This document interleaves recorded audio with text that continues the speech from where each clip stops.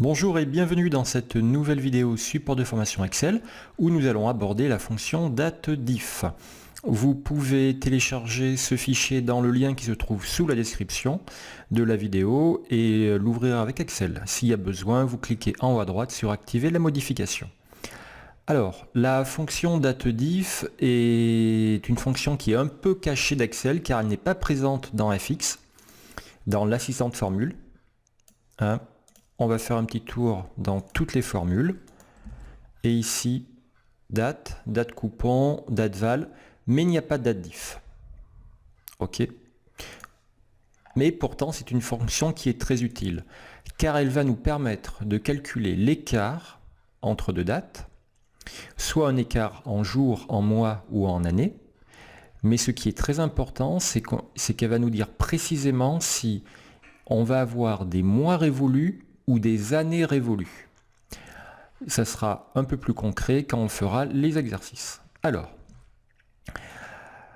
ici, nous cherchons le nombre de jours qu'il y a entre ces deux dates. On pourrait faire une soustraction toute simple, la date la plus élevée moins la date la plus petite. Mais on va utiliser la fonction datediff. Alors, comme elle n'est pas présente dans FX, eh bien, il faut la taper au clavier. Voici sa syntaxe, égale date diff. Attention, diff avec un seul F. On aura tendance à faire date différence et mettre diff en abrégé avec deux F. Non, ça prend qu'un seul F. Ouvrez la parenthèse, la date la plus élevée, point virgule, la date, pardon, en premier c'est la date la plus ancienne, point virgule, la date la plus récente, point virgule, et là, je dois mettre un argument. Qu'est-ce que je cherche? Ici, je cherche le nombre de jours. Je vais donc mettre l'argument D. Et comme c'est du texte, il faut que je le mette entre guillemets. Dès l'instant où vous tapez du texte, ne serait-ce qu'un critère, dans une formule, il faut le mettre entre guillemets. Je valide. Entre ces deux dates, j'ai 10 959 jours. OK. Maintenant, nous cherchons le nombre de mois révolus. Le mot important, c'est révolu. Égal. Date diff, ouvrez la parenthèse, la première date, point virgule, la deuxième, point virgule, et mois, M. Voilà, encore une fois, on a un vocabulaire anglais. Jour, c'est day en anglais, ça commence par D, mois c'est months, M, Y, et année c'est years, Y. 360 mois révolus.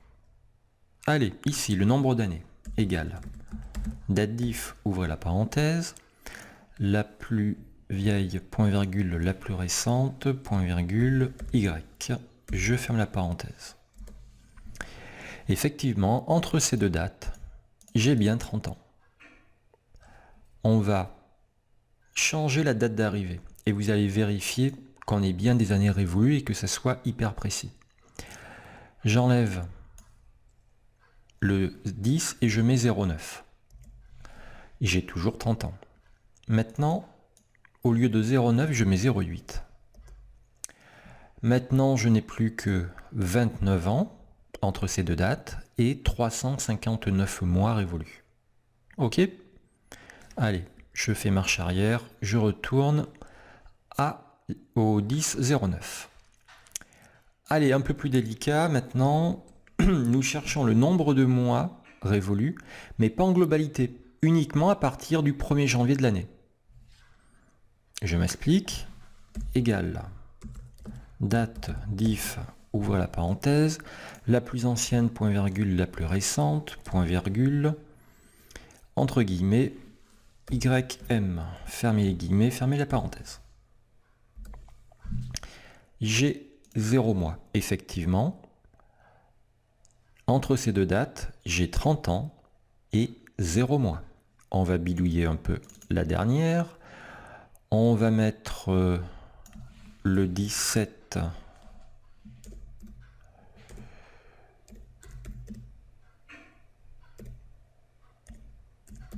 On va mettre le 17, 11.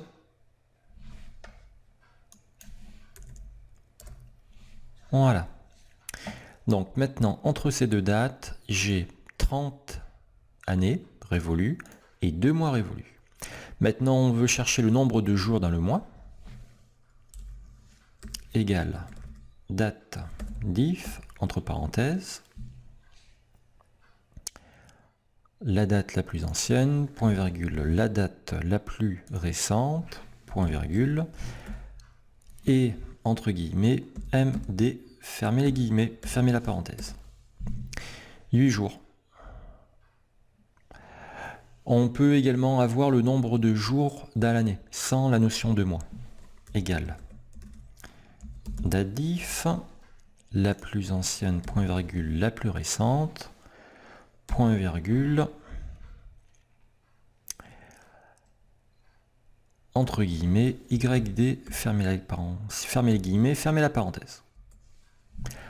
Ok. Il y a 69 jours depuis le 1er janvier 2009. Entre ces deux dates, il y a donc 30 années et 69 jours, soit 30 années, 2 mois et 8 jours. Voilà.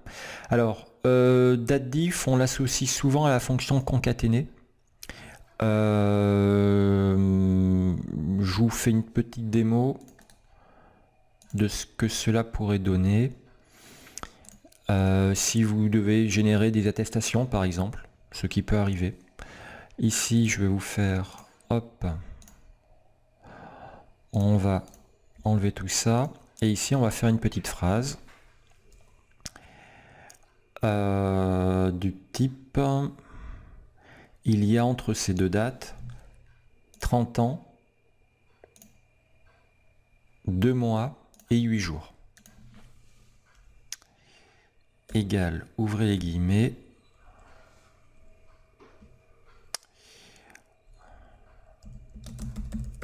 la différence est de, fermez les guillemets, et ça, et ouvrez les guillemets, 30 ans, virgule, fermez les guillemets, et ouvrez les guillemets, et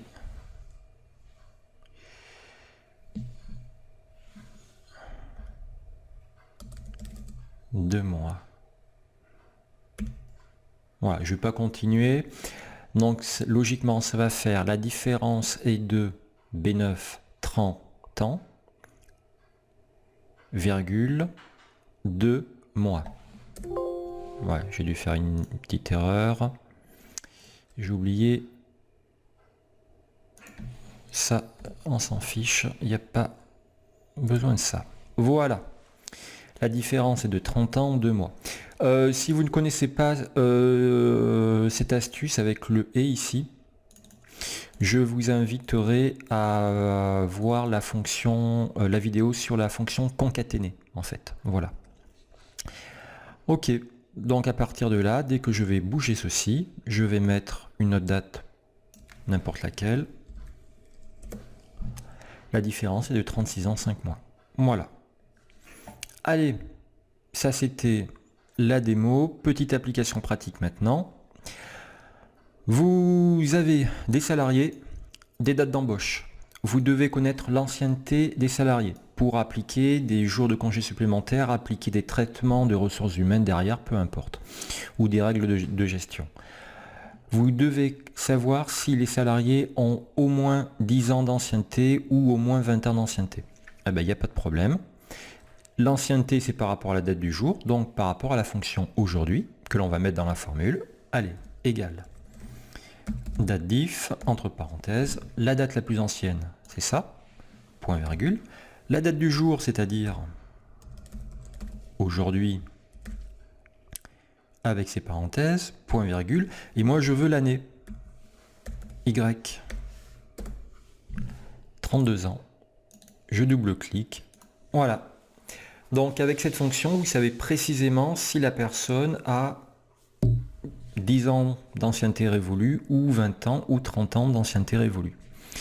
Voilà, c'est une fonction qui est bien plus précise que de faire aujourd'hui moins la date d'embauche divisé par 365,25 par exemple, comme on peut voir dans certains tableaux, malheureusement. Je vous invite à refaire cette petite vidéo. N'hésitez pas à aller faire un petit tour sur la vidéo concaténée, c'est dans la rubrique fonction texte. Voilà. Entraînez-vous, il faut vraiment se souvenir dans cette fonction que c'est d'abord la date la plus vieille, puis la date la plus récente.